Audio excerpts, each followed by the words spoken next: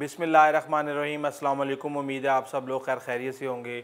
मियाँ नवाज़ शरीफ जेल में, आसिफ अली जरदारी जेल में, ख्वाजा बरदरान जेल में, फ़रियाल तालपुर जेल में, आगा सराज दुरानी जेल में, अब राना सनाउल्लाह भी जेल में, उसके अलावा हमजा शहबाज जेल में। और समझ नहीं आ रही किस किस को उठाए जा रहे हैं और अंदर डाले जा रहे हैं। और अभी कहा जा रहा है कि एक बड़े पैमाने पे मज़ीद गिरफ़्तारियाँ होने वाली हैं, कोई 8 से 10, जिनमें एक रिडार सुना है कि नैब का रिडार उस्मान बुज़दार के ऊपर भी आ गया और उनको भी बहुत जल्द नोटिस दिया जाएगा। इसके अलावा कहा जा रहा है कि जी एहसन इकबाल को गिरफ़्तार किया जा सकता है, ख्वाजा आसिफ को गिरफ़्तार किया जा सकता है।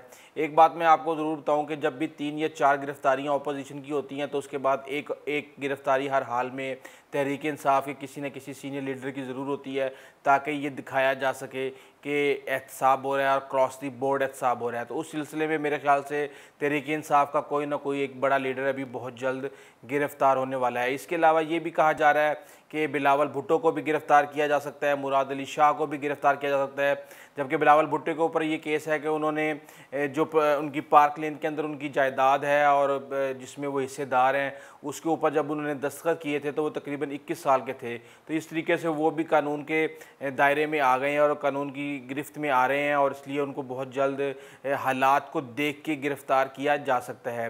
दूसरा ये कि मियाँ नवाज़ शरीफ को अब हुकूमत ने डिसाइड कर लिया है कि थोड़ा सा टफ़ टाइम देना है। अभी तक तो वो एक गेस्ट हाउस में रह रहे थे, खाने पीने का सामान उनका घर से आ रहा था, रंग बिरंगे खाने आ रहे थे जो वो नोश फरमाते थे।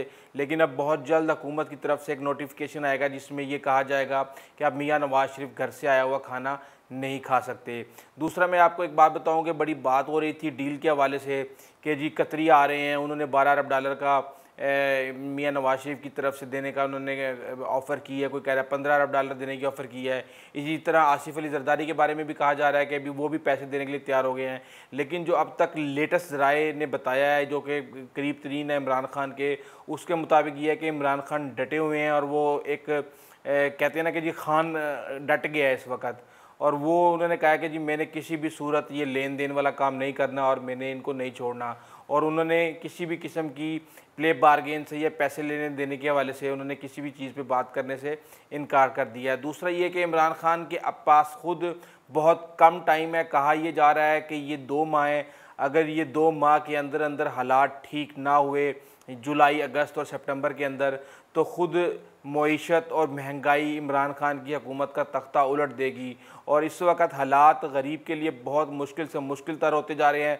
बहुत ही हामी जो हैं इमरान खान के वो पुरुमीद हैं, वो कहते हैं कि जी ठीक है जी बताएं फिर कहाँ से पैसे लेके आएँ और किस तरीके से लेके आएँ। अगर आप कमा रहे हैं तो आपको टैक्स देना चाहिए, बिल्कुल हर चीज़ पे हर चीज़ काम करना चाहिए, टैक्स भी देना चाहिए, आपको सब कुछ करना चाहिए। लेकिन इसका मतलब ये नहीं कि सब जो लोग ऑलरेडी आपको दे रहे हैं आप उन्हीं से ही आप हर चीज़ डबल या ट्रिपल करके आप उनसे वसूल करना शुरू कर दें। कि हर चीज़ आप मार्केट में जाएँ, अगर वो चीज़ 2 या 3 हज़ार रुपये की चीज़ है तो उसके ऊपर तकरीबन 25% उसके ऊपर इंक्रीज़ हो चुकी है और 500 रुपये का उसके अंदर इजाफा हो चुका है।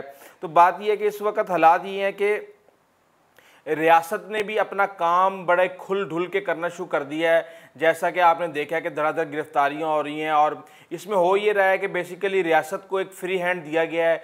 रियासत जो चाह रही है वो कर रही है, इदारे जो चाह रहे हैं वो कर रहे हैं। वो जिस चीज़ के ऊपर वो समझते हैं कि इस बंदे ने कोई भी करप्शन की है या कोई भी काम ख़राब किया तो वो फौरी तौर पे उसके ऊपर हाथ डालते हैं। और उनको पता है कि इमरान खान इस मामले में अभी फ़िलहाल बिल्कुल भी इन्वॉल्व नहीं होंगे, चाहे वो लीडर तहरीक इंसाफ का हो या किसी और पार्टी का, क्योंकि इमरान खान ने कहा है कि क्रॉस द बोर्ड एहतसाब होना चाहिए। लेकिन आप ये देखें कि अब माजी के अंदर राना मशहूद की वीडियोस दिखाई गई कि किस तरीके से वो पैसे वसूल कर रहे हैं फ्यूचर कंसर्न वाले से और उसको ब्लैकमेल कर रहे हैं और वो शहबाज शरीफ की एमा पे पैसे ले रहे हैं। इवन कि वो चेक भी दिखाए गए, लेकिन उसके बावजूद राना मशहूद जहाँ थे वहीं रहे और ना सिर्फ रहे बल्कि उनको वजारतें भी दी गई और वो इंतहाई करीब तरीन साथी अब तक वो गर्दाने जाते रहे हैं मियाँ बरदरान के, ख़ास तौर पे शहबाज शरीफ के। और वो हमज़ा की माँ पे उन्होंने कहा सुना है कि वो डीलें भी करते रहे हैं। बेसिकली इससे पहले होता ये था कि इदारे इंतहाई रिस्ट्रिक्टेड होते थे, अफसरान डरे हुए होते थे, उनको पता होता था कि भी अगर हम किसी भी हुक्मरान के ऊपर हाथ डालेंगे तो वो हमें इबरत का निशान बना देंगे, या तो वो हमारा ट्रांसफ़र करके हमें किसी जगह पे फेंक देंगे, या इसी तरीके से उनके पास 1000 टैक्टिक्स हैं। आपको पता है कि ये दोनों पॉलिटिकल जमातें एक माफिया की सूरत इख्तियार कर गए हैं, और इनका एक पटवारी से लेके एक आईजी तक हर आदमी इनके अपने हैं, और उन्होंने अपने पॉलिटिकल और इवन अपना जो फ्यूचर है वो इन पॉलिटिकल पार्टीज़ के साथ अलाइन कर लिया है, जबकि पैसे वो सरकार से लेते हैं। तो इस वक्त ये हालात चल रहे हैं मुल्क के अंदर के कहीं बारगेनिंग की बातें हो रही हैं, कहीं गिरफ्तारियों की बातें हो रही हैं, कहीं खुद इमरान खान के लिए ख़तरे की घंटियां बज रही हैं। तो देखते हैं आने वाले दिनों में क्या होता है। अगर आपको हमारी वीडियो अच्छी लगी है तो प्लीज़ आप हमारे चैनल को सब्सक्राइब करें और बेल आइकॉन का बटन ज़रूर दबाएं, ताकि जो भी हम वीडियो अपलोड करें वो सबसे पहले आप तक पहुँचे। और आप जाने से पहले प्लीज़ आप शेयर और कमेंट्स करना मत भूलिएगा। अनटिल द नेक्स्ट टाइम, अल्लाह हाफिज़।